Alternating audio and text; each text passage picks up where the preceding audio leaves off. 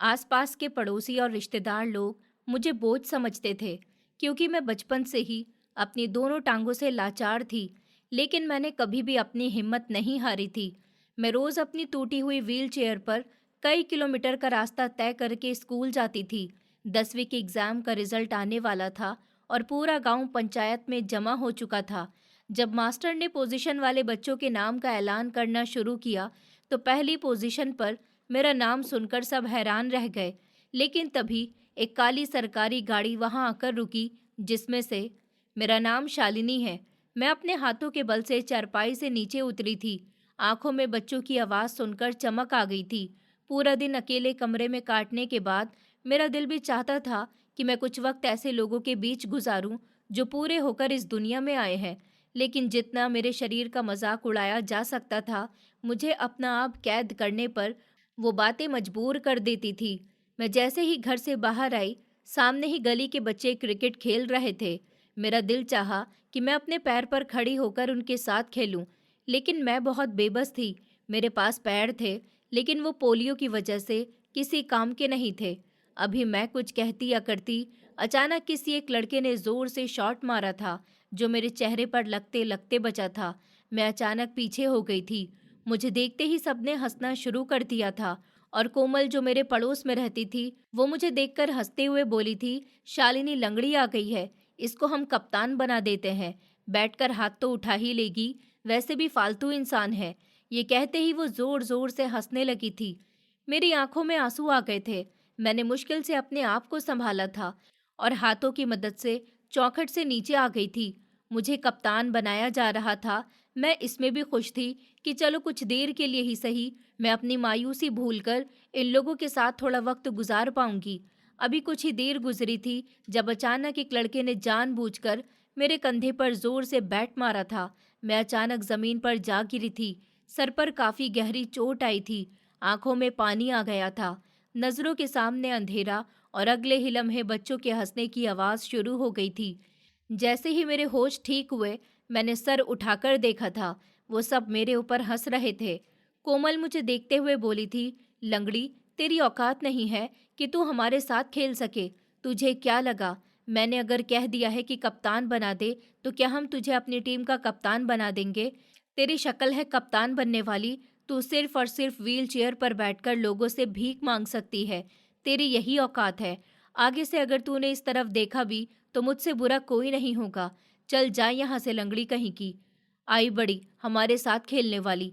ये कहते ही उसने एक बार और मेरे कंधे पर जोर से बैट मारा था, जबकि इस बार दर्द से मेरी चीख निकल गई थी। अभी मैं जवाब देती, जब कोमल के पिताजी ने उसके गाल पर एक जोरदार थप्पड़ मारा और उसके कान को मरोड़ते हुए बोले, शर्म नहीं आती? अपने से नीचे इंसान पर जुल्म करती हो। मैंने तुम्हारी ये परवरिश की है। अपने बाप को देखकर उसके हाथ पैर फूल गए थे। वो घबराकर उनके सामने हाथ जोड़कर बोली थी, पापा, ये फालतू में गाली दे रही थी।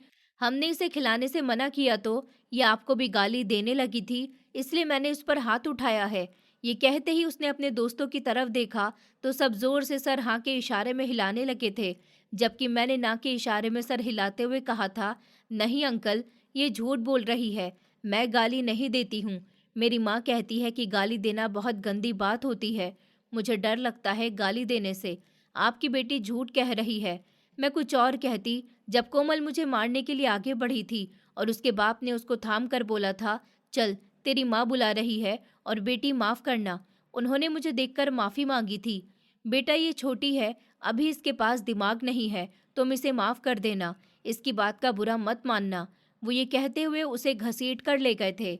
पूरे गांव को लगता था कि मैं अगर अपने मुंह से कुछ गलत निकाल दूंगी तो उनका घर बर्बाद हो जाएगा। लेकिन आज तक मैंने किसी को भी बुरा नहीं कहा था। मैं भला किसी को बुरा कहने वाली कौन होती हूँ? मैं चुपचाप हाथों के बल खुद को घसीट घसीट कर वापस घर के अंदर आ गई थी और अपनी चारपाई पर उछलकर बैठ गई थी। दिल इतना भारी हो रहा था कि मैं अपने डर को बता नहीं सकती थी। एक इंसान जो अपने हालात से पहले ही इतना मजबूर हो, फिर इस तरह उसका मजाक उड़ाया जाए, अच्छी बात नहीं होती। हमें अपने बच्चों को ये समझाना चाहिए कि अपने से नीचे लोगों को देखकर ऊपर वाले का शुक्र करना चाहिए और उनका ख्याल करना चाहिए। क्योंकि ऊपर वाले को आपका कौन सा काम ना पसंद आए और आपको वही तकलीफ हो जाए, आप क्या कर लेंगे? इसलिए कभी किसी को इस तरह बेइज्जत नहीं करना चाहिए। ऊपर वाला सब देख रहा होता है, वो कभी भी किसी के साथ कुछ भी कर सकता है। इसलिए हमें हर काम देखभाल के करना चाहिए। कभी भी अपने से नीचे लोगों की मजाक नहीं उड़ानी चाहिए। अभी मुझे कमरे में बैठे कुछ ही देर हुई थी जब किचन से मेरी माँ बाहर आई थी। हाथ में रोटी और सालन की ट्रे थी। मेरे सामने खाना रखते हुए बोली थी, मैंने कल भी तुम्हें समझाया था, अपना दिल पढ़ाई में लगाओ, ये दुनियावी खेल को छोड़ दो। तुम्हें पता है, डॉक्टर बता रही थी कि तुम्हारी ये परेशानी ठीक हो सकती है, लेकिन हमें पैसे चाहिए। और तुम्हें पता है, अभी हमारे रिश्तेदार की बेटी ने अपनी पढ़ाई में इतने अच्छे नंबर हासिल किए और गवर्नमेंट ने उसे लाखों से ज्यादा रुपए दिए थे। अगर तुम भी इसी तरह गांव में टॉप करती हो, तो हम गवर्नमेंट से तुम्हारे इलाज के बारे में बात करेंगे और गवर्नमेंट अपना नाम बनाने के लिए ही तुम्हारा इलाज करवाएगी। इसीलिए मेरी बात को समझो। ये खेल कूद, दुनिया का दबाव, सब कुछ पीछे छोड़कर अपने आने वाले कल को बेहतर बनाओ। अगर आज तुम उन लोगों की बातों को सोच सोच कर खुद को तकलीफ देती रहोगी, जब वो कामयाब हो जाएंगे और तुम इसी तरह हाथ पर हाथ रखकर बैठी रहोगी, तब तुम्हें अफसोस होगा कि काश मैं दुनिया के डर से इस तरह छुपकर नहीं बैठती, बल्कि अपने लिए खड़ी होती, अपनी पढ़ाई पूरी करती और अपना इलाज करवाती। मैं ये नहीं कह रही कि तुम्हारा पूरा इलाज हो जाएगा, लेकिन तुम इस लायक तो हो जाओगी कि अपने पैरों पर खड़ी होकर अपनी जिंदगी को बदल सको, गांव को बदल सको, लोगों के दिमाग को बदल सको। लेकिन इन सारी चीज़ों के लिए तुम्हें पहले पढ़ाई की ज़रूरत है। ऊपर वाले ने अगर तुम्हें इस तरह लाचार बनाया है, तो तुम इस बात का अफसोस मत करो, क्योंकि ऊपर वाला जो करता है वो हमेशा बेहतरी के लिए करता है। तुम अपनी पढ़ाई पर ध्यान दो, खूब पढ़ो लिखो और एक अच्छी इंसान बनो, और लोगों को बताओ कि लाचार होना कोई गलती नहीं होती, बल्कि इंसान लाचार होकर भी सब कुछ हासिल कर सकता है। तुम मेरी इकलौती बेटी हो, मैं तुम्हें कभी भी इस दुनिया में बेइज्जत होता हुआ नहीं देख सकती। अगर कल कला को मेरी मौत हो जाती है, तो तुम्हें कौन देखेगा? अगर तुम अपने पैरों पर खड़ी हो गई, तो मुझे तुम्हारी फिक्र भी नहीं रहेगी। मैं चैन से अपनी जिंदगी छोड़ सकूंगी। मेरी बात को समझो और अपनी पढ़ाई पर ध्यान दो, ताकि तुम इस दुनिया में सर उठाकर चल सको और अपनी बीमारी का भी इलाज करवा सको। मेरी बात तुम्हें समझ आ रही है? मैं बिल्कुल खामोश थी। स्कूल की वो बातें मेरी आंखों के सामने एकदम से लहराने लगी थी। क्लासरूम पूरी तरह सन्नाटे में था। टीचर बोर्ड पर पढ़ा रहे थे। सबकी नज़रें वहीं पर टिकी हुई थी, जब अचानक टीचर ने मुझे देखते हुए इशारा किया था। शालिनी, अब तुम यहाँ आओ और बोर्ड पर लिखकर सवाल को हल करो। मैं फौरन अपनी व्हीलचेयर लेकर उनकी तरफ बढ़ी थी, जब पीछे से अचानक हंसने की आवाज़ आने लगी थी और कुछ आवाज़ उठी थी, सर, इसका हाथ ही नहीं पहुँचेगा। सर, ये तो खड़ी ही नहीं हो सकती। अरे, ये तो शालिनी लंगड़ी है। आपको क्या हो गया है? किसी और को बुलाएं। हम सबका फ्यूचर आप बर्बाद करेंगे। ये तो चल भी नहीं सकती। ये क्या हमें सवाल हल करके दिखाएगी? ये शब्द नहीं थे, ये खंजर की तरह थे जो मेरे दिल पर लगते थे। टीचर ने उस वक्त सारे बच्चों को खामोश कर दिया था, लेकिन मेरी आंखों में आए हुए आंसू उन्हें नहीं दिखे थे। मैंने खामोशी से बोर्ड के नीचे हिस्से में ही अपना सवाल हल किया था और वापस अपनी जगह पर आ गई थी। मेरी तारीफें हुई थी, लेकिन दिल में एक अजीब सी शर्मिंदगी भी पैदा हुई थी।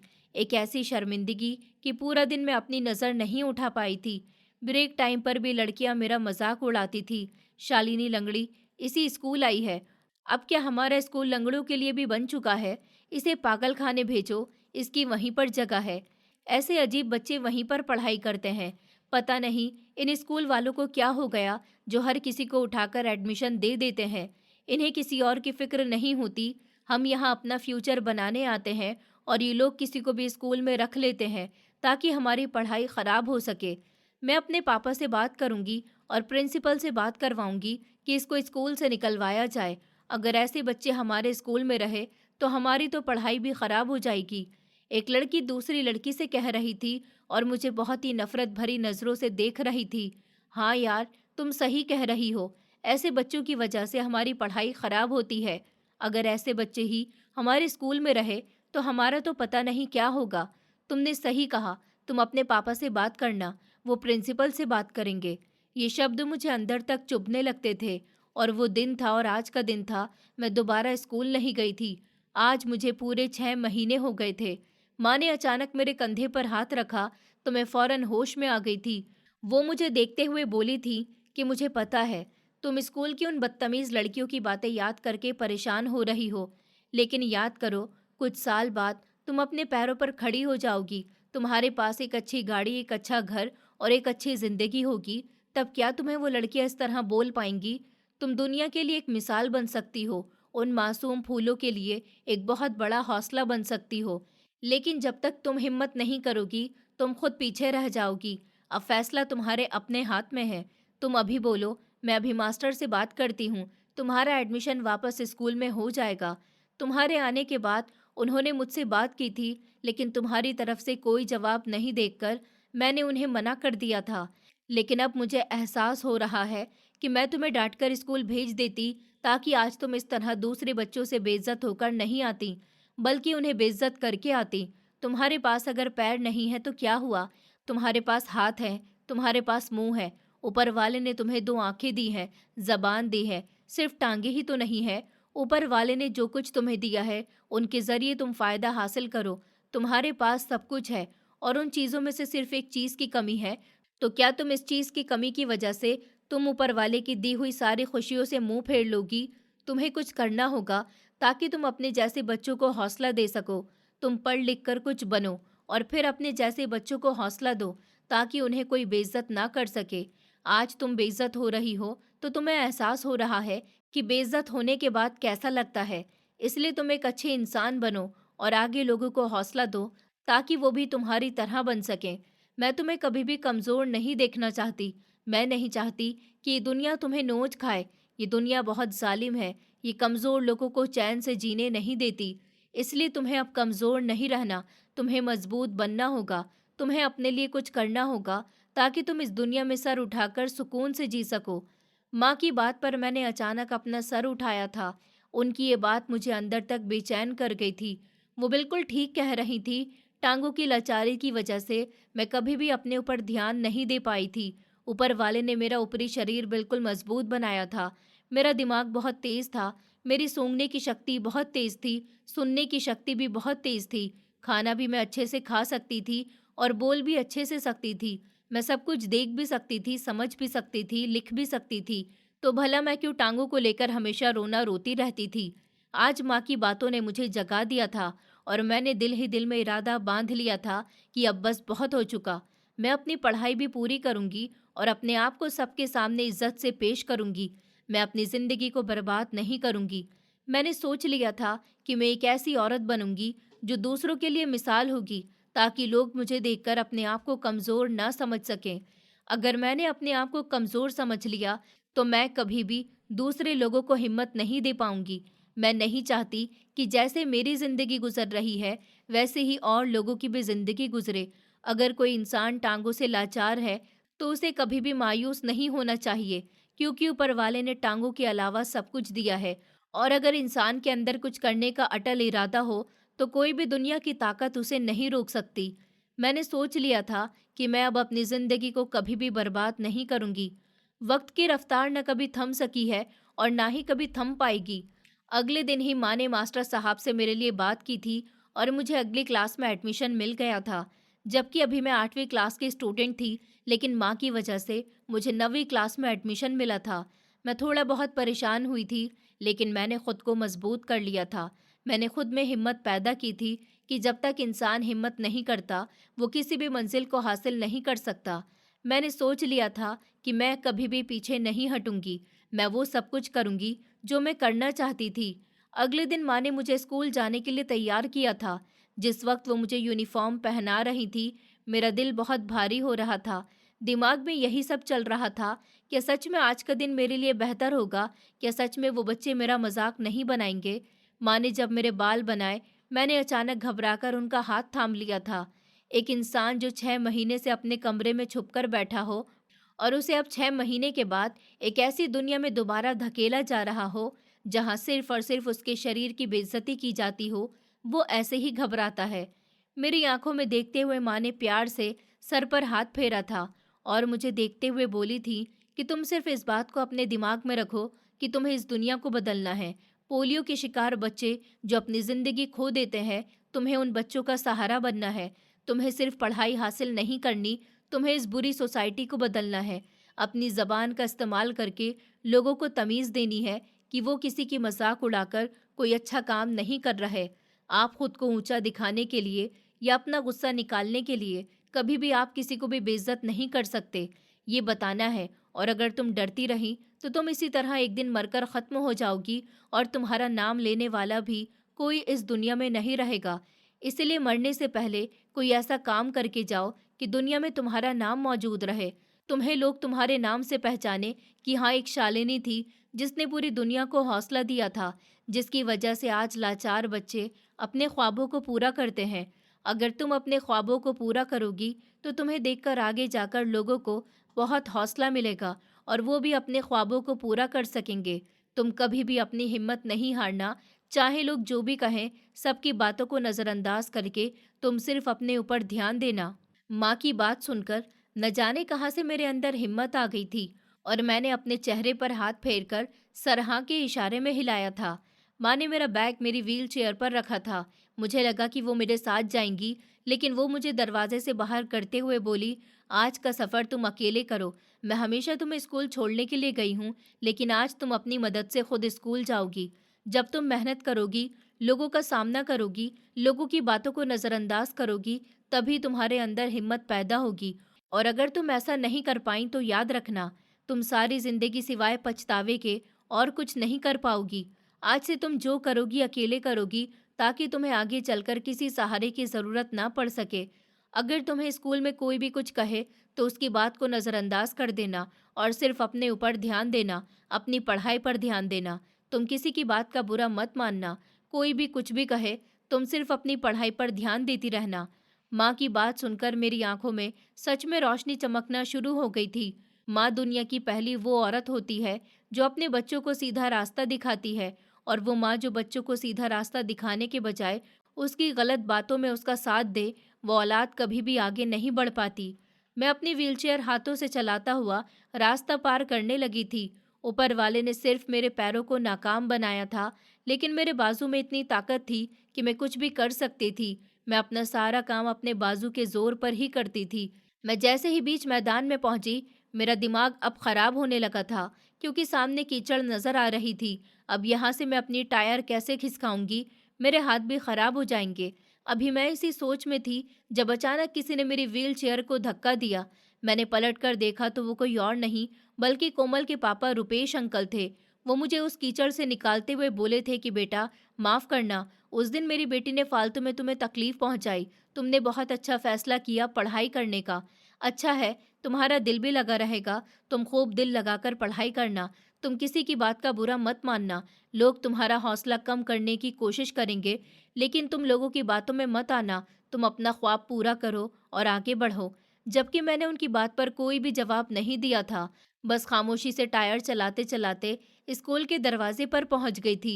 स्कूल का स्टाफ बहुत अच्छा था, शायद मेरी माँ की वजह से। इस बात को मैं नहीं जानती थी। गार्ड अंकल ने ही मेरी व्हील चेयर को क्लासरूम तक पहुंचा दिया था। आज मैं नवी क्लास में बैठने वाली थी। मेरा दिल जोर जोर से धड़क रहा था। वहां पर काफी लड़के लड़कियां मौजूद थे, सब अपनी जगह पर बैठे हुए थे। जैसे ही मैं अंदर आई, मुझे लगा कि वो सब हंसना शुरू कर देंगे, लेकिन अचानक सब अपनी जगह से खड़े हुए थे और मेरे लिए तालियां बजाने लगे थे, जबकि मैंने सबको हैरत से देखा था। शायद ये क्लास मेरी पिछली क्लास के मुकाबले थोड़ी अलग महसूस हो रही थी। वो लड़के और लड़कियां देखने में काफ़ी अच्छे थे। एक लड़की मेरे पास आई और मेरी व्हीलचेयर को लेकर उसने एक डेस्क के सामने रखा था और मेरा कंधा थपथपाते हुए बोली थी, तुम सब कुछ कर सकती हो, बस हौसला मत हारना, हम सब तुम्हारे साथ हैं। तुम्हें पढ़ाई करनी है और अपना नाम बनाना है। तुम लंगड़ी हो, लाचार हो या पोलियो की शिकार हो, इससे कोई भी फर्क नहीं पड़ता। फर्क तब पड़ेगा जब तुम्हारा नाम होगा। लोग तुम्हारी पहचान से अपना काम करवाया करेंगे, और जब तुम इस दुनिया से जाओगी तब दीवारों पर भी तुम्हारा नाम होगा। तुम्हें इतनी मेहनत करनी है कि पूरी दुनिया तुम्हें तुम्हारे नाम से पहचान सके, ताकि कोई भी तुम्हारा नाम ले तो वो फौरन पहचान जाए कि हाँ, ये वही लड़की है जिसने लाचार होने के बाद भी सब कुछ हासिल किया था। पता नहीं वो कौन थी, बस माँ जैसी बातें कर कर अपनी जगह पर बैठ गई थी। कुछ ही देर के बाद पढ़ाई शुरू हो गई थी। इस क्लास का माहौल बिल्कुल अलग था। यहाँ कोई मेरा मजाक नहीं बना रहा था, कोई मुझे ऐसी नज़रों से नहीं देख रहा था कि मैं शर्म से पानी पानी हो जाती, बल्कि सब मेरी छोटी छोटी चीज़ों का ध्यान रख रहे थे। ये सब अचानक से कैसे बदल गया था, ये बात मुझे बिल्कुल भी समझ नहीं आ रही थी। पूरा दिन रोज़ के हिसाब से बीत गया था और 2 बजे स्कूल से छुट्टी मिलने के बाद क्लास की एक लड़की मुझे बाहर लेकर आई थी। मैं उन सब के रवैयों पर बहुत ज़्यादा हैरान थी। अचानक से पूरी क्लास मुझे इतनी इज्जत क्यों दे रही है? मैं तो शालिनी लंगड़ी थी, लोग मुझे इसी नाम से बुलाते थे, लेकिन ये क्लास ऐसी क्यों नहीं थी? उस लड़की ने मुझे आधे रास्ते तक छोड़ा था और बाकी का रास्ता मैंने अपने हाथों से पूरा किया था। मैं जैसे ही घर लौट कर आई, माँ दरवाजे पर खड़ी हुई थी। मैं कुछ कहती कि आगे बढ़कर उन्होंने मुझे थामा था और मेरी व्हीलचेयर को अंदर करते हुए धीमी आवाज में बोली थी, कैसा रहा फिर आज का दिन? उम्मीद है मेरी बेटी अब बहुत दिल लगाकर पढ़ेगी। जबकि मैं उन्हें देखते हुए बोली थी कि माँ, आप मेरे पीछे स्कूल गई थी, आप झूठ नहीं बोलना, सच सच बताइए, कुछ तो गड़बड़ जरूर है। क्लास का माहौल बिल्कुल ही बदला हुआ था, सब बहुत अच्छे तरीके से बात कर रहे थे, इतनी मोहब्बत से मिल रहे थे, मैं आपको क्या बताऊं। ये क्लास पहले क्लास की तरह बिल्कुल भी नहीं थी, ये उससे बहुत अलग थी। यहाँ पर सब लड़कियां भी अच्छी थी और लड़के भी बहुत मदद करने वाले थे। मैंने सोचा नहीं था स्कूल का माहौल मेरे लिए इतना अच्छा हो सकता है।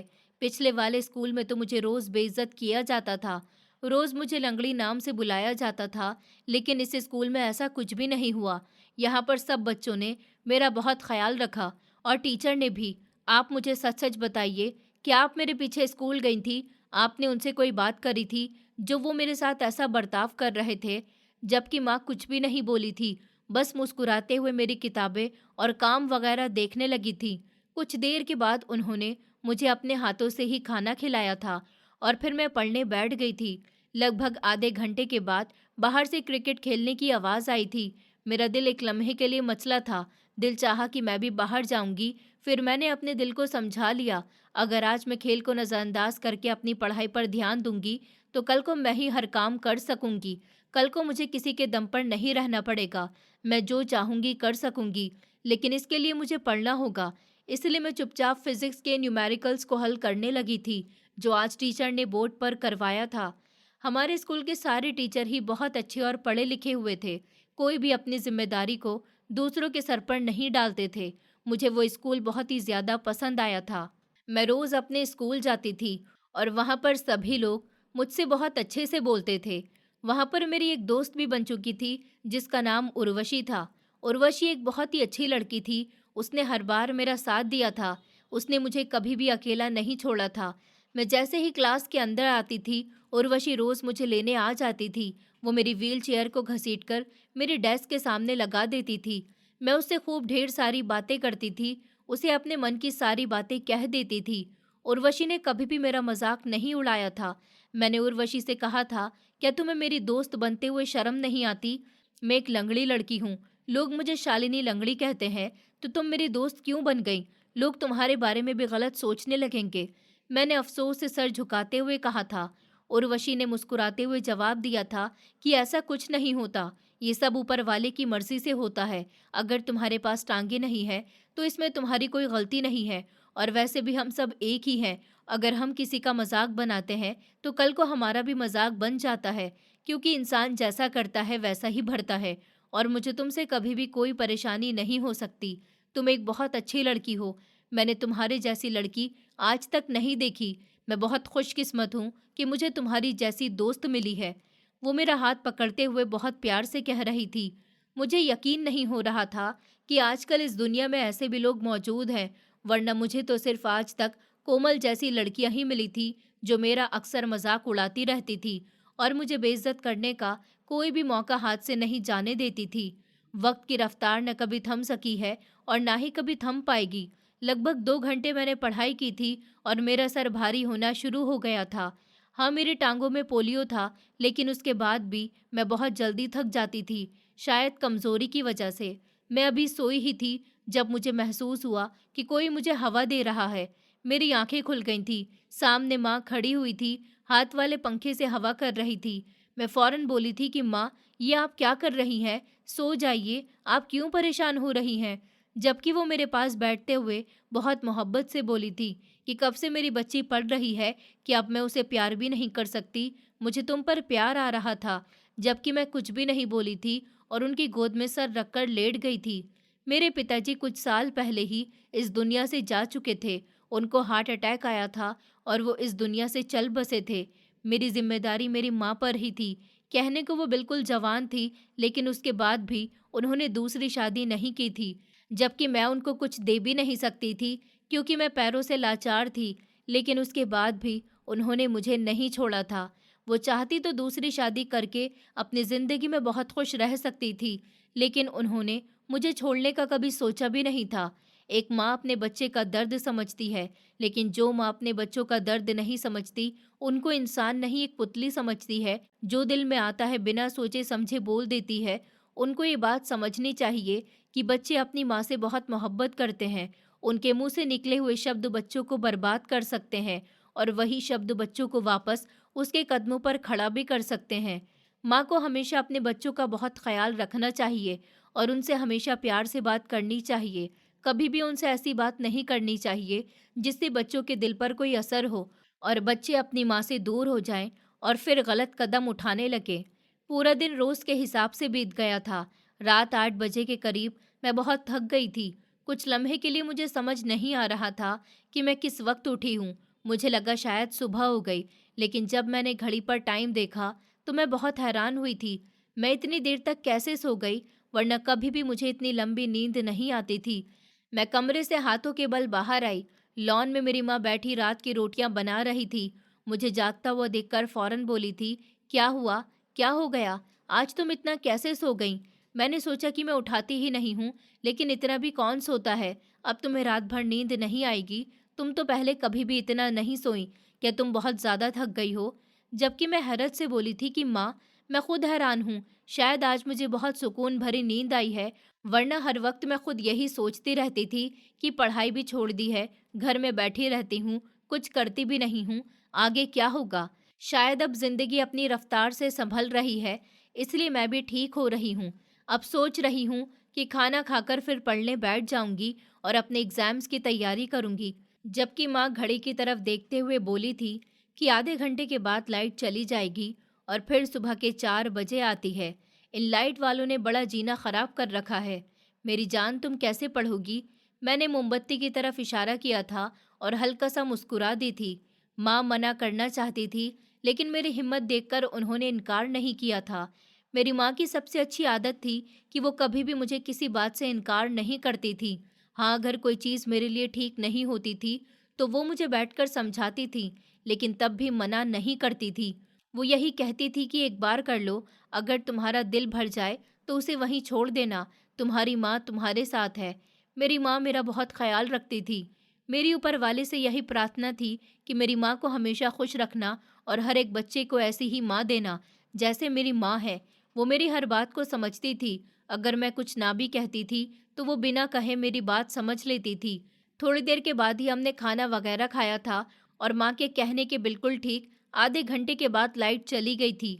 इस वक्त तक मैं सो जाती हूँ, इसलिए मुझे कभी पता ही नहीं चल सका था कि रात को लाइट नहीं होती है। मैंने चुपचाप मोमबत्ती जलाई थी और पढ़ने बैठ गई थी।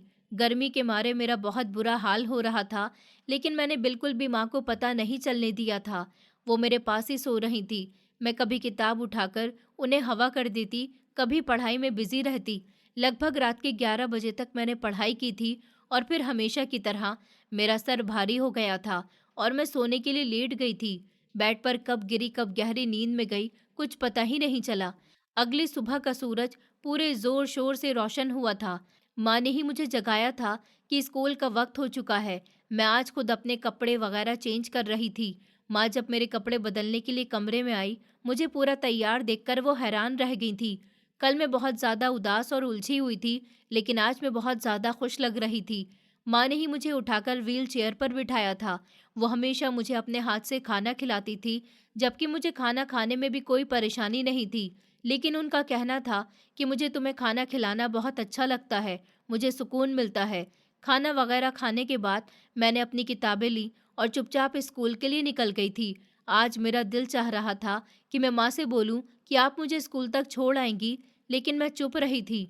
अभी थोड़ी ही आगे बढ़ी थी जब अचानक मेरे रास्ते में कोमल आकर खड़ी हो गई थी। उसे देखकर न जाने क्यों मुझे बहुत ही घबराहट हुई थी। उसके साथ उसकी दो और बदतमीज दोस्त भी मौजूद थी। मैं कुछ कहती जब अचानक कोमल ने आगे बढ़कर मेरे मुंह पर एक जोरदार थप्पड़ दे मारा। मेरी व्हीलचेयर बहुत बुरी तरह लड़खड़ाई थी, लेकिन सही वक्त पर संभलने की वजह से मैं बच गई थी, वरना अभी मैं मुंह के बल गिर जाती। और मुझे देखते हुए बोली थी, तुम्हारे साथ परेशानी क्या है? तुम क्यों मेरे बाप को मेरे खिलाफ कर रही हो? आखिर तुम्हें क्या मिल रहा है ये सब करके? फालतू में उन्होंने मुझे कल रात भी तुम्हारी वजह से इतना डांटा कि वो लंगड़ी होकर स्कूल जा रही है और मैं सही होकर भी पढ़ाई से भाग रही हूँ। बहुत शौक आया है तुम्हें पढ़ने का, अभी मैं तुम्हारा सारा शौक निकाल देती हूँ।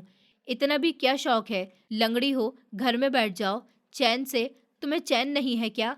उसकी बात सुनकर मुझे डर लगने लगा था। वो 3 लोग थीं और उनके हाथ में बैट भी मौजूद था। क्या ये तीनों मुझे मारेंगी? ये सोचकर मेरे हाथ पैर कांपने लगे थे। हाँ, मुझ में हिम्मत आ गई थी, लेकिन मैं अभी कमज़ोर थी और ये बात मुझे बहुत अच्छे तरीके से पता थी। वो मुझे देखते हुए बोली, मेरी माँ भी मुझे ताने देती रहती है कि मैं सिर्फ रोज़ मोटी होती जा रही हूँ और कुछ नहीं कर रही, न पढ़ाई में आगे हूँ न काम में, और ये सब तुम्हारी वजह से हो रहा है। एक बात अपने दिमाग में बिठा लो, अगर मेरे बाप ने दोबारा मेरे ऊपर डांट लगाई या मेरी माँ ने दोबारा मेरे ऊपर हाथ उठाया तो उसका बदला मैं तुमसे लूंगी, समझी तुम? अगर आगे से कुछ भी हुआ तो याद रखना, मैं तुम्हें जिंदा नहीं छोड़ूंगी। ये कहकर वो गुस्से से चली गई थी, जबकि पीछे मैं हैरत से उसकी पीठ देखती रह गई थी कि ये क्या हुआ था। कुछ देर के बाद मैंने अपना सर झटका था और स्कूल के लिए निकल गई थी। देर बहुत ज़्यादा हो गई थी, इसलिए मैंने अब और रुकना ठीक नहीं समझा था। जैसे ही मैं स्कूल पहुंची, उर्वशी फौरन गेट पर मेरी व्हीलचेयर घसीटने के लिए आ गई थी। उसने मेरी व्हीलचेयर को पकड़ा और जाकर मेरे टेबल के सामने रख दिया था और मेरे पास ही बैठ गई थी। उसने मेरे पास बैठते हुए बहुत ही नरमी से पूछा था, शालिनी, आज तुम्हें इतनी देर कैसे हो गई? क्या कोई परेशानी हो गई थी? तुम आज इतनी देर से क्यों आई हो? तुम तो कभी भी देर से नहीं आती थी। उसने हैरानी से मुझे देखते हुए पूछा था। उसका सवाल सुनकर मैं थोड़ी देर के लिए खामोश हो गई थी। अब मैं उसे क्या बताती कि मेरे पड़ोसी मुझे कितना परेशान करते हैं, और वो कोमल, उसने आज मेरा रास्ता रोक लिया था। मैं उसे नहीं बता पाई और बहाना बना दिया कि आज मेरी आंख देर से खुली थी। पता नहीं कैसे मुझे देर हो गई। वो मेरी बात सुनकर खामोश हो गई और फिर टीचर क्लास में आ चुके थे। पढ़ाई शुरू हो गई थी। मैं पूरा टाइम क्लास में बैठी यही सोचती रही थी कि क्या मैं सच में इतनी बुरी हूँ कि लोग मुझे देखकर फौरन बेइज्जत कर देते हैं? क्या मेरी कोई इज्जत नहीं है? क्या कोमल को मेरे ऊपर ज़रा भी तरस नहीं आता? वो फौरन मुझे बेइज्जत कर देती है। अगर ऊपर वाले ने ही मुझे ऐसा बनाया है, तो इसमें मेरी क्या गलती है? कोमल को मेरे साथ ऐसा नहीं करना चाहिए। वो मेरे साथ बहुत गलत करती है। उसे थोड़ा भी बुरा नहीं लगता कि वो मेरे साथ बदतमीज़ी करती है। उसकी बातें मुझे बहुत ही बुरी लगती थी, लेकिन मैंने अपने दिल में फैसला कर लिया था कि मैं अब किसी की बात का कोई बुरा नहीं मानूंगी। मैं अब सिर्फ अपने ख्वाबों पर ध्यान दूंगी और उन्हें पूरा करने की हर मुमकिन कोशिश करूंगी और एक अच्छे इंसान बनूंगी, ताकि मेरे जैसे लोगों को मेरी तरह बेइज्जती ना सहनी पड़े। क्योंकि मैं जानती हूँ कि जब कोई इंसान एक ऐसे इंसान की बेइज्जती करता है जिसमें कोई कमी हो, तो उसे कितना बुरा लगता है, जैसे मुझे लगता है।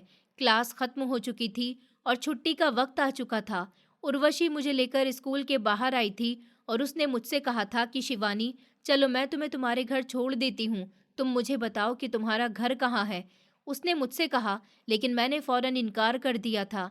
नहीं उर्वशी, तुम थक जाओगी, मैं खुद चली जाऊंगी अपने घर। मुझे कोई परेशानी नहीं होती, मेरी आदत बन चुकी है। तुम्हें परेशान होने की कोई ज़रूरत नहीं है। तुम अपने घर जाओ, तुम्हारे घर वाले भी तुम्हारा इंतज़ार कर रहे होंगे। अगर तुम मुझे छोड़ने जाओगी तो तुम्हारे घर वाले तुम्हारे लिए परेशान हो जाएंगे। मैंने उसे मना किया था। अच्छा चलो ठीक है, फिर ध्यान से जाना, मैं अपने घर जाती हूँ, कल मिलते हैं। वो मुझे बाय कहकर जा चुकी थी और मैं अपने घर की तरफ चली गई थी। घर पहुंचकर माँ फिर से दरवाजे पर ही खड़ी मेरा इंतज़ार कर रही थी। जैसे ही मैं दरवाजे पर पहुंची, उन्होंने मेरा बैग उठा लिया और मुझे घर के अंदर ले आई। और बताओ बेटा, आज का दिन कैसा गया? क्या तुमने दिल लगाकर पढ़ाई की? माँ ने बहुत प्यार से मेरे सर पर हाथ रखते हुए पूछा था। उनकी बात सुनकर फौरन मेरे दिमाग में स्कूल जाते टाइम वाला मंजर याद आ गया था, जब कोमल ने मुझे रास्ते में रोका था और एक जोरदार थप्पड़ दे मारा था, क्योंकि मैं उससे आगे निकल रही थी। लेकिन मैंने फ़ौरन अपना ख़्याल झटक दिया था और अपनी माँ को जवाब दिया था कि हाँ माँ, आज का दिन बहुत अच्छा गया। आज मुझे बहुत खुशी हुई। आपको पता है मेरी एक दोस्त बन चुकी है, उसका नाम उर्वशी है। वो एक बहुत ही अच्छी लड़की है, मेरा बहुत ख़्याल रखती है और आज तो वो मुझे मेरे घर छोड़ने भी आ रही थी, लेकिन मैंने उससे कह दिया कि नहीं, तुम मेरे साथ मत आओ, वरना तुम्हारे घरवाले परेशान हो जाएँगे। माँ, वो बहुत अच्छी लड़की है। मैंने उन्हें बताया तो माँ खुश हो गई थी। अच्छी बात है बेटा, तुमने सही किया, लेकिन बाद में उसे अपने घर बुला लेना ताकि वो भी हमारा घर देख सके। माँ ने प्यार से कहा और किचन में मेरे लिए खाना लेने चली गई थी। मैं अपने कमरे की तरफ चली गई थी और अपने कपड़े वगैरह बदलने लगी थी। जैसे ही मैं कपड़े बदलकर बाहर आई तो माँ ने खाना लगा दिया था और वो मुझे लेकर टेबल के पास आ गई थी। बेटा देखो, आज मैंने तुम्हारे लिए तुम्हारा पसंदीदा खाना बनाया है। ये तुम्हें बहुत पसंद है ना? मैंने जैसे ही खाने की तरफ देखा तो मेरी पसंद की सारी चीज़ें बना रखी थी, जिसे देखकर मैं बहुत ज़्यादा खुश हुई थी और मैंने खाना शुरू कर दिया था। माँ ने मुझे अपने हाथ से भी खिलाया था। मैं माँ को देखकर हमेशा यही सोचती थी कि ऊपर वाला हर किसी को ऐसी माँ दे जो अपने बच्चों को समझ सके। मेरी माँ बहुत अच्छी है। मुझे उन्हें देखकर सिर्फ यही ख्याल आता है कि ऊपर वाला उन्हें हमेशा खुश रखे और मेरे साथ रखे। वक्त धीरे धीरे आगे बढ़ता जा रहा था। 2 दिन और खामोशी से बीत गए थे, लेकिन आज मेरी जिंदगी की सबसे सख्त दोपहर थी। मैं अपने कमरे में बैठी पढ़ रही थी जब अचानक मुझे कदमों की आहट महसूस हुई थी। मुझे लगा कि मेरी माँ काम से वापस आ गई होगी। दरअसल मेरी माँ लोगों के घरों में झाड़ू पोछा करके हमारे घर का गुजारा करती थी और साथ में सिलाई भी करती थी, जिससे हालात काफ़ी बेहतर हो चुके थे। अभी मैं कुछ कहती जब कमरे का दरवाज़ा खोलकर कोमल अंदर आई थी। उसे देखकर मेरे हाथ पैर बिल्कुल ठंडे पड़ गए थे। आते ही उसने मुझे ज़ोर-ज़ोर से 2 थप्पड़ और 2 मुक्के पेट पर मारे थे और मेरे बालों को सख्ती से झंझोड़ते हुए बोली थी, इसी तरह मेरी माँ ने कल रात मुझे मारा है। मेरी माँ ने मुझे खूब कोसा कि मैं किसी काम की नहीं हूँ और ये सब तेरी वजह से हुआ है। तू लंगड़ी है ना, घर में तुझसे नहीं बैठा जाता, क्यों मेरी ज़िंदगी में ज़हर घोल रही है? आज मैं तुझे ख़त्म ही कर दूँगी। ना तू रहेगी, ना मेरे माँ-बाप मुझे तेरा नाम लेकर बेइज़्ज़त करेंगे। तेरी वजह से मेरी ज़िंदगी बर्बाद होकर रह गई है। मैं इतना खुश रहती थी, लेकिन तेरे ऊपर पढ़ाई का जो भूत चढ़ा है, आज मैं उसे उतार कर ही जाऊँगी, ताकि तू दोबारा घर से बाहर ना निकल सके। तुझसे घर में चैन से बैठा नहीं जाता ना, अब मैं तेरा वो हाल करूँगी कि तू घर से निकलने से भी डरा करेगी। उसकी बात सुनकर मैंने उसके आगे हाथ जोड़ दिए थे और रोते हुए बोली थी कि ऊपर वाले के लिए मेरे साथ कुछ नहीं करना। मेरी माँ मुझसे बहुत प्यार करती है। अगर मुझे कुछ हो गया तो वो मेरे बिना नहीं रह पाएंगी। जबकि वो एक बार फिर मेरे पेट पर लात मारते हुए बोली थी, तुझे ये सब मेरे माँ बाप का दिमाग खराब करने से पहले सोचना चाहिए था। आज तू मुझसे नहीं बच पाएगी। मैं तुझे जिंदा नहीं छोड़ूंगी। तूने मेरी जिंदगी बर्बाद कर दी है। जब से तू मेरी जिंदगी में आई है, मेरा सुकून मेरी ज़िंदगी से जा चुका है। मैं पहले अपनी मर्ज़ी से अपनी ज़िंदगी जिया करती थी, लेकिन जब से मेरे माँ-बाप ने तुझे देखा है, तुझे आगे बढ़ते हुए देखा है, मेरे माँ-बाप का दिमाग घूम चुका है और वो हर वक़्त मुझे तेरे नाम पर ताने देते रहते हैं। आज मैं तुझे नहीं छोड़ूँगी। ये कहते ही उसने पास पड़ा हुआ फूलदान उठा लिया था। अभी वो फूलदान मेरे सर पर मारती जब कमरे का दरवाज़ा खुला था। हम दोनों ही कमरे के दरवाजे की तरफ ध्यान देने लगे थे, तो अगला ही लम्हा मेरे लिए सुकून का था, क्योंकि सामने कोई और नहीं बल्कि मेरी माँ खड़ी हुई थी। उन्होंने फौरन आगे बढ़कर कोमल के हाथ से वह फूलदान लेकर एक तरफ रख दिया था और कोमल को देखते हुए सख्त लहजे में बोली थी, तुम पागल हो गई हो क्या? ये क्या करने जा रही थी तुम मेरी बेटी के साथ? वो भागना चाहती थी, लेकिन माँ ने उसे अब पकड़ लिया था। वो रोते हुए बोली थी कि आंटी, आपकी बेटी बहुत बुरी इंसान है। वो मेरे बाप से मिलती है और उन्हें मेरे खिलाफ भड़काती है और माँ पापा दोनों मुझे रात को मारते हैं। कल रात भी इसकी वजह से मुझे मार लगी। इसकी वजह से मेरी ज़िंदगी बर्बाद हो चुकी है। मैं पहले अपनी ज़िंदगी बहुत खुशी से जीती थी, लेकिन जब से मेरे बाप ने इस लंगड़ी को आगे बढ़ते हुए देखा है, उन्होंने मेरी ज़िंदगी ख़राब कर दी है। उसकी बात सुनकर मेरी माँ फ़ौरन बोली थी, तो क्या तुम मेरी बेटी के सर पर फूलदान मारोगी? पक्का तुमने उस पर हाथ भी उठाया होगा। मैंने फ़ौरन सर हाँ के इशारे में हिलाया था। वो बोली, तुम्हें पता है तुम कितना बड़ा जुर्म करने जा रही थी, कत्ल की कितनी बड़ी सज़ा होती है। जबकि वो रोते हुए बोली थी कि मुझे माफ़ कर दीजिए, अब मैं ऐसा दोबारा नहीं करूँगी। मुझसे गलती हो गई थी, मुझे अपनी गलती का एहसास हो गया। वो बहुत बुरी तरह डर गई थी। जबकि मेरी माँ कहने लगी थी कि इतनी आसानी से तो मैं तुम्हें माफ़ नहीं करूँगी। अगर आज मैंने तुम्हें माफ़ कर दिया, तो तुम कल दोबारा मेरी बेटी के साथ यही करोगी। आखिर उसने तुम्हारा क्या बिगाड़ा है? ये अपने पैर पर खड़ी नहीं हो सकती और तुम इस लड़की से इतना ज़्यादा जलती हो, ये कहाँ का इंसाफ है? क्या तुम्हें बिल्कुल भी शर्म नहीं आती? वो रोते हुए बोली थी कि अब ऐसा दोबारा नहीं होगा। मैं बहुत ज़्यादा शर्मिंदा हूँ, प्लीज़ मुझे माफ़ कर दीजिए। जबकि मेरी माँ सर ना के इशारे में हिलाते हुए बोली थी, आज मैं तुम्हें कुछ बातें समझाती हूँ जो तुम्हारे लिए बहुत ज़रूरी है। तुम कहती हो तुम्हारे माँ बाप तुम्हें मारते हैं। क्या तुमने वजह ढूंढने की कोशिश की? क्या तुमने उनके दिल का हाल जानने की कोशिश की? कोई भी माँ बाप अपने बच्चों पर हाथ उठाना नहीं चाहता, लेकिन जब बच्चे बदतमीजी पर उतर आए तो माँ बाप को सख्ती करनी पड़ती है। अगर वो मेरी बेटी को देखकर खुश हो रहे हैं, तो क्या तुम अपने माँ बाप के लिए पढ़ाई नहीं कर सकती? मेरी बेटी भी पढ़ाई नहीं करती थी, लेकिन उसने अपने आप को बनाने के लिए पढ़ना शुरू किया। पढ़ाई तुम अपने माँ बाप के लिए नहीं करो, मगर अपने लिए करो। कुछ वक्त के बाद जब तुम जवान हो जाओगी, तुम्हारी शादी होगी, तुम्हारे बच्चे होंगे और तुम्हारे पास आकर पूछेंगे, अगर पढ़ाई नहीं हुई तो तुम क्या करोगी? क्या तुम अपने आने वाले कल की ज़रा सी भी फिक्र नहीं है? जब तुम पढ़ लिख कर समझदार नहीं बनोगी, जब तक कोई भी तुमसे ढंग से बात नहीं करेगा, क्योंकि इस दुनिया में सिर्फ उसी इंसान की इज्जत है जो पढ़ा लिखा होता है। इस दुनिया में कमज़ोर लोगों को बहुत दबाया जाता है, जैसे कि आज तुम मेरी बच्ची को दबा रही हो। इसलिए मैंने अपनी बच्ची को ज़बरदस्ती पढ़ने भेजा है।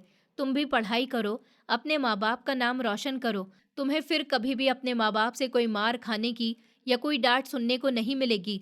तुम आगे जाकर क्या करोगी? वो फौरन से बोली थी, मेरे पापा का बिजनेस है, मैं वही काम करूंगी। जबकि मेरी माँ बोली थी, हाँ तुम्हारे पापा का बिजनेस है और तुम उस पर काम कर सकती हो, लेकिन वहाँ पर काम करने के लिए भी तुम्हें पढ़ाई की ज़रूरत होगी।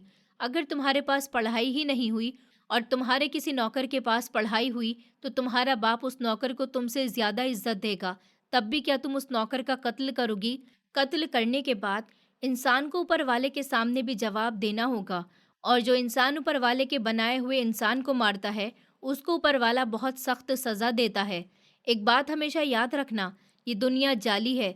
एक वक्त बाद तुम इस दुनिया से चली जाओगी, लेकिन जब तक तुम्हें इसी दुनिया में रहना है, तुम्हें इस दुनिया का सामना करना है।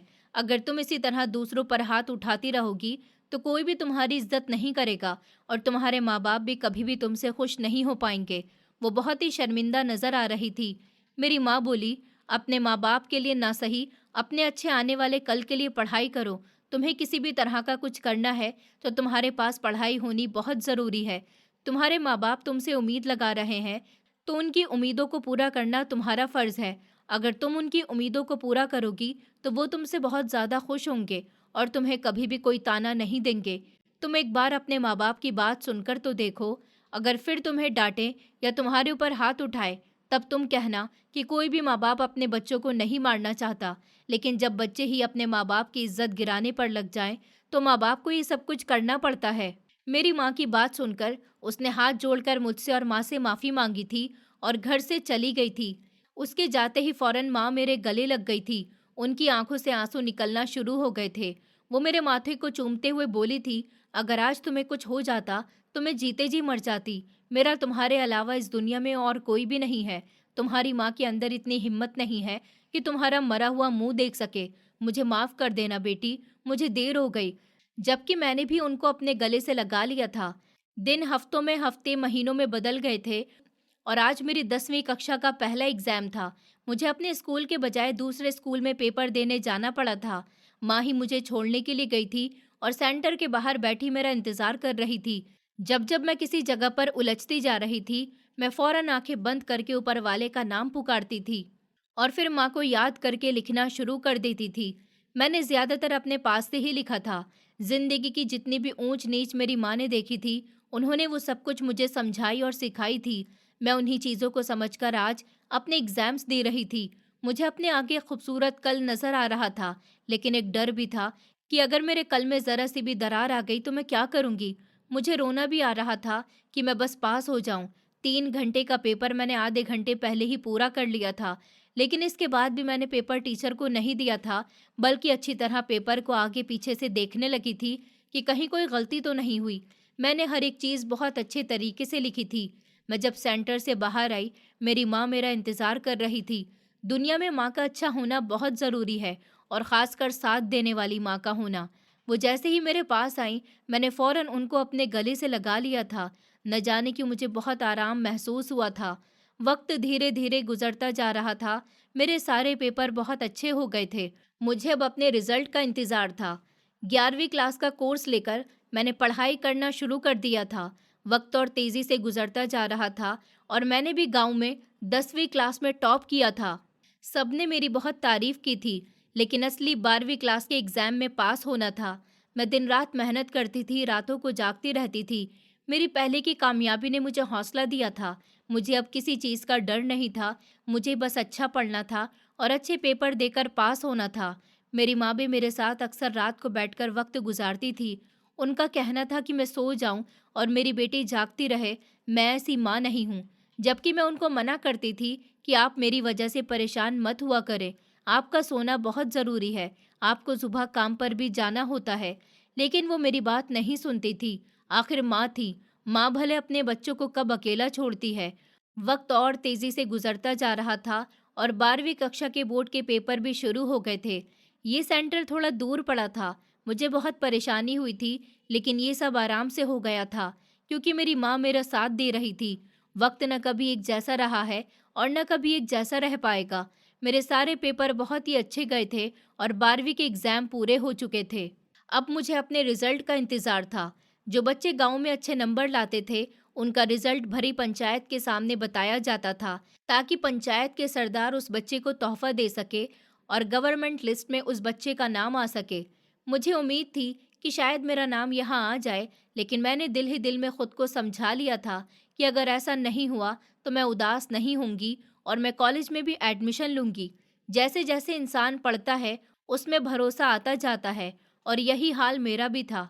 2 महीने बाद ज़िंदगी ने अचानक ही पलटा खाया था।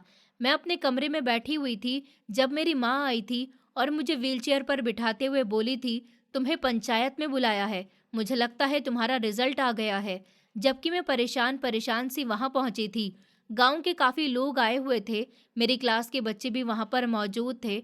मास्टर साहब अब खड़े होकर पोजीशन वाले बच्चों का नाम ले रहे थे। मैंने आंखें बंद की हुई थी जब उनकी आवाज़ मेरे कान से टकराई थी। इस बच्चे ने हमारे गांव का नाम रोशन किया। शहर भर में इस बच्चे की बात हो रही है। इसने हम सबको गर्व से सर ऊंचा करने का मौका दिया है। इसने सिर्फ गांव में ही नहीं, बल्कि शहर में मौजूद सारे बच्चों को सख्त टक्कर दी है और पहली पोजीशन हासिल की है। और उसका नाम है शालिनी, एक लाचार बच्ची जिसने हम सबको आज एक नई मिसाल बनाकर दी है। मेरा नाम सुनते ही पंचायत में शोर होना शुरू हो गया था। सब तालियां बजाने लगे थे, जबकि मैं हैरान होकर सबकी शक्ल देख रही थी। अभी मैं अपनी खुशी नहीं दिखाना चाहती थी जब अचानक सरकारी गाड़ियों की आवाज़ आने लगी थी। सब एक साथ बैठे थे जब मेरी व्हीलचेयर से थोड़ा दूर 3 काली गाड़ियां आकर रुकी थी और उसमें से कोई और नहीं बल्कि हमारे गांव के मिनिस्टर उतरे थे। उनको देखते ही सारे लोग खड़े हो गए थे। उनके साथ काफ़ी सारे लोग मौजूद थे। पास आते ही उन्होंने प्यार से मेरे सर पर हाथ रखा था और मुझे खूब आशीर्वाद दिया था। मेरे हाथ में 20 लाख रुपए का चेक थमाया गया था और कहा कि इससे आप अपना इलाज करवाइए और आगे भी सारी पढ़ाई का खर्चा हमारी तरफ से है। जिस बच्चे ने अपनी इस हालत को नज़रअंदाज किया और अपनी पढ़ाई को ज़्यादा समझा, हम ऐसे बच्चों को आगे लेकर जाएंगे और आपका जो दिल चाहे आप कर सकते हैं। मेरी माँ ने बिल्कुल ठीक बोला था कि अगर तुम अच्छा रिजल्ट ले आओगी तो तुम्हारी ज़िंदगी बदल जाएगी। और ऊपर वाले की करनी ऐसी हुई, मेरी ज़िंदगी सच में बदल गई थी। माँ और मैं शहर में शिफ्ट हो गए थे। मेरा इलाज शुरू हो गया था और मैंने कॉलेज में भी एडमिशन ले लिया था। वक्त और तेज़ी से गुजरता जा रहा था और जब मैंने ग्रेजुएशन पास की, मैं व्हीलचेयर छोड़कर अब एक डंडे की मदद से चलना शुरू हो गई थी। मेरा हाल अब काफ़ी बेहतर हो चुका था। मैंने अपने एक छोटा सा बिजनेस भी शुरू कर लिया था। मुझे फैशन डिज़ाइनर बनने का बहुत शौक था। मेरा दिमाग भी बहुत चलता था और मैंने अपना पैसा इसी काम में लगाया था। पढ़ाई भी मैं इसी से ले रही थी। मैं सारे सुनने वाले लोगों को, माँ को, बहन बेटियों को यही कहना चाहती हूँ कि जब आप एक वक्त बाद माँ बने, तब कभी भी अपने बच्चों को बेइज्जत ना करें, बल्कि उसका सहारा बने, उसको हौसला दें। बच्चों को अपनी माँ से बहुत प्यार होता है। ऊपर वाले के लिए उनके दिल के हाल को समझिए। उनको ऐसे शब्द कभी मत बोलिए कि वो अपना भरोसा ही खो दें। आज मैं जहाँ भी खड़ी हूँ, सिर्फ और सिर्फ अपनी माँ की वजह से हूँ। अगर मेरी माँ ऐसी न होती, तो शायद मैं भी आज उसी गाँव में होती और कोमल की मारपीट सह रही होती, लेकिन सिर्फ एक अच्छी माँ की वजह से मैं आज इस जगह पर खड़ी हूँ। दोस्तों, उम्मीद करती हूँ आपको हमारी कहानी पसंद आई होगी। कहानी पसंद आई है तो वीडियो को लाइक करें, चैनल पर नए हैं तो चैनल को सब्सक्राइब करें और हाँ, नोटिफिकेशन बेल को ज़रूर दबाएं ताकि अगली अपडेट सबसे पहले आपको मिले।